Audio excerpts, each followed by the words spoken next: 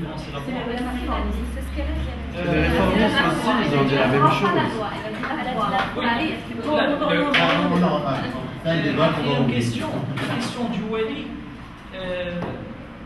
Allah subhanahu wa ta'ala dans le Coran, quand il parle aux hommes, il dit وَلَا تَنْكِحُوا الْمُشْرِكَاتِ, ne vous mariez pas aux associationnistes. Et quand il parle aux femmes, qu'est-ce qu'il dit? Il dit وَلَا تُنْكِحُوا, il ne parle pas aux femmes, il parle aux tuteurs. Donc il dit وَلَا تُنْكِحُوا, il ne dit pas وَلَا تَنْكِحُوا الْمُشْرِكِينَ, ne vous mariez pas aux associateurs, il dit non, aux tuteurs, ne mariez pas vos filles aux associateurs. Et le hadith que l'on trouve dans le Muwatta qui est sahih, la nikaha illa biwali wa shahidayni. Ça c'est un hadith unanimement reconnu dans les 4 madhhabs. Et le fait que les ulama ils n'ont pas le fiqh al-waqi', ce qu'ils appellent fiqh al-waqi', un vrai alim, moi j'ai jamais vu un vrai alim qui exclut ça comme étant une condition d'accession à la possibilité de faire une fatwa. L'imam Malik il n'a pas accédé à la fatwa avant que 70 personnes lui aient témoigné de sa compétence dans le contexte et dans le texte de la fatwa. Donc dire que les ulama c'est des gens dans leur tour d'ivoire, je n'y crois pas parce que moi j'en ai vu beaucoup et c'est loin d'être. Il suffit de voir les ulama aujourd'hui en Égypte avec la révolution, ils sont en pleine action et ils donnent des fatwas qui sont nouvelles, qui sont vraiment inattendues, progressistes par exemple. Et voilà, c'est juste ce que j'ai entendu, mais j'imagine qu'il y a rapidement quelque chose. Alors ma question en fait c'est, donc vous nous avez démontré là, avec beaucoup de talent que selon vous l'islam, c'est pas l'islam qui cause la misogynie. Alors je disais que vous avez démontré avec beaucoup de talent que c'est pas l'islam qui cause la misogynie des sociétés arabes et musulmanes en général.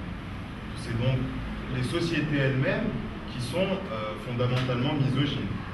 Certaines interprétations, les interprétations ont été oui. Donc ça relève de l'organisation de la société, de quelque chose de culturel, de tradition, etc., que ça ne relève pas de la religion. Ça ne relève pas de la religion en tant que religion message, mais ça relève de la lecture du religieux. C'est une utilisation faite par les hommes de la religion. D'accord.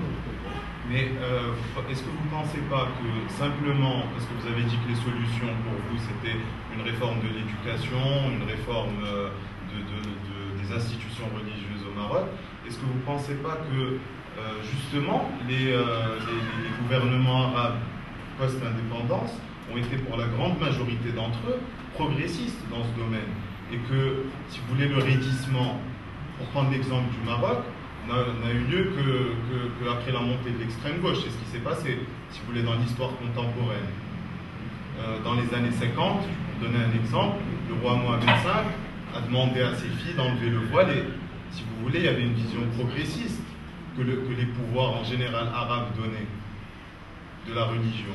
Et c'est dans les dernières années, et justement pour contrer la montée de l'extrême gauche, en tout cas au Maroc, ça s'est passé comme ça. Donc, est-ce que vous ne pensez pas que vous donnez trop d'importance peut-être à cette simple réforme du système d'éducation et que c'est des choses qui sont plus profondes, qui sont relatives à la culture, aux traditions, à quelque chose de plus civilisationnel dans les sociétés arabes et musulmanes, qu'il faudrait changer? Juste un dernier exemple, la réforme de la Moudouana, il y avait une manifestation d'1 million de personnes avec énormément de femmes qui étaient contre, et une petite manifestation à Rabat de femmes qui étaient pour. Donc voilà, il faut savoir que c'est pas, si vous voulez, un combat à l'occidental, homme-femme, entre des femmes qui se battent pour leurs droits et des hommes qui... C'est, si vous voulez, un contexte complètement différent, des problématiques différentes et des choses plus... Aujourd'hui, on est autour d'une table, on a appris pas mal de choses. Les jeunes sont en général réfractifs, ils n'ont pas accès à l'information. La seule information où ils ont accès à ce genre de débat, c'est au sein d'une mosquée. Quand on voit des prêcheurs qui encouragent même la micro, je ne sais pas quoi, et des choses comme ça, quelle est, à votre avis, la solution pour apporter un message juste? Où ça doit se faire? Excusez-moi. Et encourage quoi? On entend mal. Je ne sais pas comment c'est. La nécrophilie. Ah, Voilà, c'est consommer sa femme alors qu'elle est juste morte. Voilà, ça c'est une foi qui est sortie. Je sais pas comment on dit ça. Ça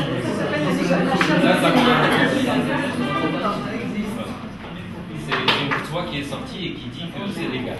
Où ça? Où est-ce qu'elle est sortie? Hein? Parce que la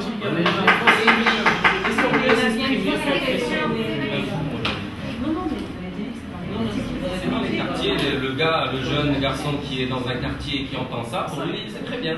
Il ne va pas savoir si le gars il est fou, il n'est pas fou, il dit n'importe quoi. Alors comment faire arriver le vrai message? Est-ce que c'est à travers l'école? Est-ce qu'il faut créer des endroits de dialogue dans tous les quartiers, au niveau du quartier? Voilà, moi je travaille au ministère de la Jeunesse et des Sports, et donc la jeunesse est vraiment une partie sur laquelle on travaille, on essaie de réfléchir, de trouver des solutions pour faire apporter le vrai message. Donc, à votre avis, est-ce qu'il y a des expériences dans ce sens? Et s'il y a des expériences, comment les adapter au contexte marocain?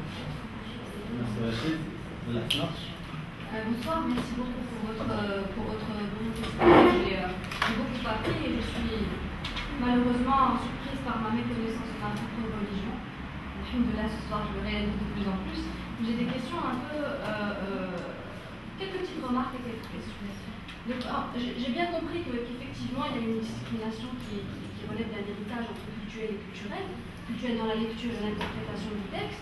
Et je suis assez surprise par les multiples interprétations de ce texte, justement, parce que je trouve que le Coran a été clair et que cette multiplicité par rapport à l'interprétation qui sert certains intérêts et d'autres me surprend à chaque fois. Je me dis, est-ce qu'il ne faut pas qu'il y ait un consensus, justement, par rapport à cette lecture au sein d'organismes comme celui que je représente.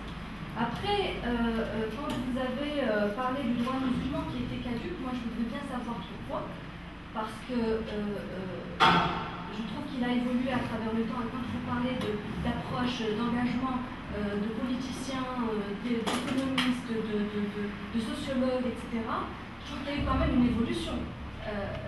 Même si c'est un droit coutumier, on va dire, qui a été utilisé dans plusieurs lois qui existent aujourd'hui. Après, je n'ai pas très bien compris la pluralité des femmes et l'approche de lecture par rapport à la pluralité des femmes dans le Coran, parce que pour moi, il y a deux femmes. La femme c'est la femme, l'homme c'est l'homme, il n'a pas été décrit plusieurs. Non, je parle de pluralité dans la lecture du texte coranique, de profil. Je ne pense pas que le Coran a dressé plusieurs profils de femmes différentes. Je l'espère, en tout cas, est-ce qu'il en a dressé? Voilà, je ne l'ai pas lu, malheureusement. Je ne l'ai pas lu et je voudrais savoir pourquoi est-ce qu'il y aurait un emprisonnement par rapport à une seule femme, même si tout l'idéal, tous les critères, les devoirs, les obligations, moi ça ne me dérange absolument pas d'entendre ce mot, parce que comme il y a des devoirs et des obligations pour les femmes, il y a des devoirs et des obligations pour l'homme, ça me dérange absolument pas. Après, bon, c'est une opinion personnelle.